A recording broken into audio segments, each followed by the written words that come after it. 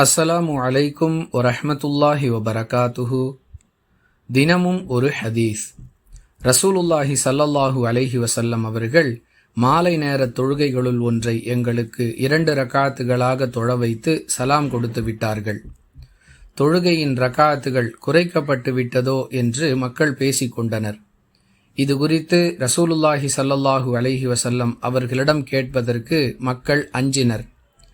இந்நிலையில் நீளமான கைகளை உடையவர் என்று அடையாளப்படுத்தப்பட்ட துல்யதைன் என்ற நபித்தோழர், அல்லாஹுவின் தூதரே, தொழுகை குறைக்கப்பட்டு விட்டதா அல்லது தாங்கள் மறந்து விட்டீர்களா என்று கேட்க, தொழுகை குறைக்கப்படவும் இல்லை, நான் மறக்கவும் இல்லை என்று கூறிய ரசூலுல்லாஹி ஸல்லல்லாஹு அலைஹி வஸல்லம் அவர்கள் மக்களை நோக்கி இவர் கூறுவது சரியா என்று கேட்க, மக்களும் ஆம் என்று பதிலளித்தனர்.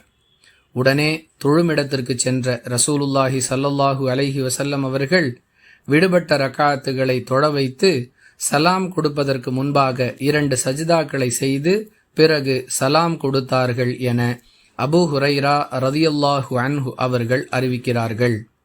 நூல் புகாரி, ஹதீஸ் எண் 482.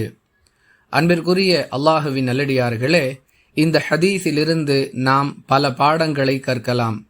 முதலாவதாக, மனிதன் மறதியாளன். தொழுகை உட்பட எந்த ஒரு செயலிலும் மனிதனுக்கு மறதி ஏற்படும். இதில் அல்லாஹுடைய தூதராக இருந்தாலும் விதிவிலக்கு இல்லை என்பது நாம் பெற வேண்டிய முதல் பாடம்.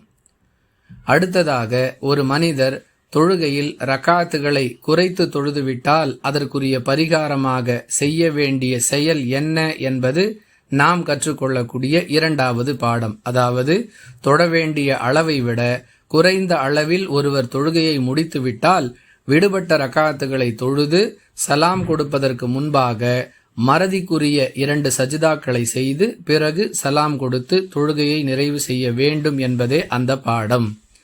புரிந்து நடந்து கொள்வோம். வாஹிரு தஅவானா அனில் ஹம்துலில்லாஹி ரப்பில் ஆலமீன்.